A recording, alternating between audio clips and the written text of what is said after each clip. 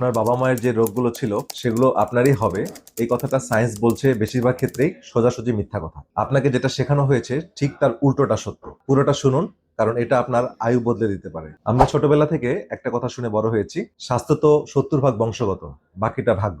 মানে পরিবারে ডায়াবেটিস থাকলে আপনারা হবে, বাবার হার্টের অসুখ থাকলে আপনিও লাইনে দাঁড়িয়ে আছেন। এই বিশ্বাসটা আমাদের একটা জায়গায় আটকে দেয়। আমরা ভাবি যা হওয়ার তা তো হবেই, আমার তো কিছু করার নেই। কিন্তু গত কয়েক দশকে গবেষণা এই পুরো ধারণাটাকে মাথা থেকে পা পর্যন্ত উল্টো করে দিয়েছে। চিন্তা করুন বিজ্ঞানীরা এটা কিভাবে বের করবে। খুব সহজ, যমজদের নিয়ে গবেষণা করে। কারণ আইডেন্টিক্যাল যমজদের জিন প্রায় শতভাগ এক। তাহলে জেনেটিক যদি সবকিছু ঠিক করতে পারে, তাহলে দুই যমজের রোগ, আয়ু সব একরকমই হওয়ার কথা।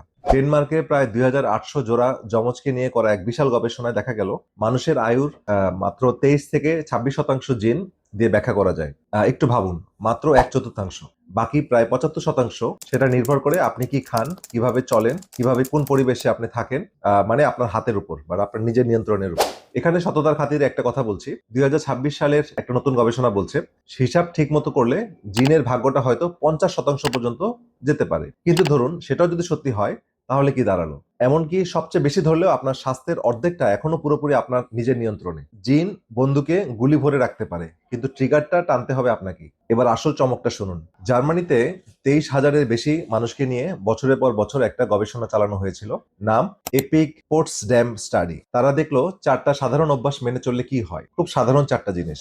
এক হচ্ছে ধূমপান বন্ধ করা, 2 হচ্ছে ওজন নিয়ন্ত্রণ রাখা, 3 হচ্ছে সপ্তাহে অন্তত 3.5 ঘন্টা শরীর চর্চা, 4 হচ্ছে ভালো খাবার, অর্থাৎ বেশি শাকসবজি, ফল, হোল গ্রেইন, কম প্রক্রিয়াজাত খাবার, ন্যাচারাল খাবার, ঠিক আছে, ভালো তেল, এগুলো। ব্যাস এই 4টা। যাদের এই 4টার অভ্যাস ছিল তাদের ক্রনিক রোগে আক্রান্ত হওয়ার ঝুঁকি ছিল 78% কম। আর শুধু ডায়াবেটিসের কথা যদি বলি, তাহলে ঝুঁকি কমে গিয়েছিল 93%। 13 ভাগের প্রায় 12 ভাগ ঝুঁকি উধাও। কোনো দামি ওষুধ নয়, কোনো সার্জারি নয়, শুধু 4টা অভ্যাস। এবার বলুন তো, স্বাস্থ্য কি সত্যি শুধু ভাগ্য আর জিনের খেলা? তাহলে ব্যাপারটা ঘটে কিভাবে?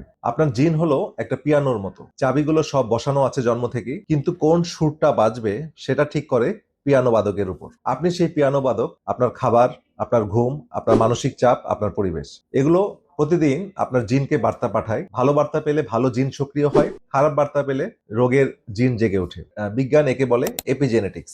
একটা উদাহরণ দেই, গ্রিসের ইকারিয়া দ্বীপে মানুষ 90 থেকে 100 বছর সুস্থ থাকেন রোগ ছাড়াই। কিন্তু মজার ব্যাপার হলো, সেই একই ইকারিয়ার মানুষ যখন অন্য দেশে গিয়ে ফাস্টফুড আর অলস জীবনযাপন শুরু করেন, তখন তারা সবার মতো অসুস্থ হয়ে পড়েন। তাদের জিন তো বদলায়নি, বদলেছে জিনকে পাঠানো বার্তাটা, অর্থাৎ এপিজেনেটিক্স, অর্থাৎ তাদের সারাউন্ডিংস, তাদের পরিবেশ, তাদের খাবার, তাদের লাইফস্টাইল। তাহলে আজ থেকে এই কথাটা মাথায় গেঁথে নিন, আমার জিন আমার নিয়তি না, আমার প্রতিদিনের সিদ্ধান্তই আমার ভবিষ্যৎ। আপনার পরিবারে রোগ থাকতে পারে, কিন্তু সেটা আপনার লেখা ভাগ্য নয়। কলমটা এখনো আপনার হাতে। এখন আপনার কাজ 3টা।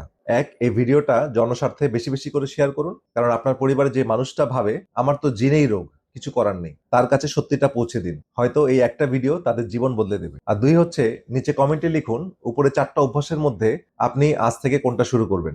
শুধু নাম্বারটা লিখলেই চলবে। কমেন্টটা যদি আপনি লেখেন, তাহলে সেটা মানার সম্ভাবনা আপনার মধ্যে অনেক বেড়ে যাবে। আর 3 নাম্বার হচ্ছে, এই পেজটি ফলো করে রাখুন, কারণ পরে ভিডিওতে দেখাবো শরীরের 7টা মূল প্রক্রিয়ার একটা গড়বড় হলেই কিভাবে একের পর এক রোগ শুরু হয়, আর কিভাবে সেটা ঠেকানো সম্ভব। আপনার শরীরটা আপনারই, এর নিয়ন্ত্রণটাও আপনার হাতেই থাকুক। এই ভিডিওতে যে গবেষণাগুলোর কথা বললাম তার প্রতিটা রেফারেন্স আমি কমেন্টে দিয়ে দিচ্ছি, আপনারা দেখে নেবেন।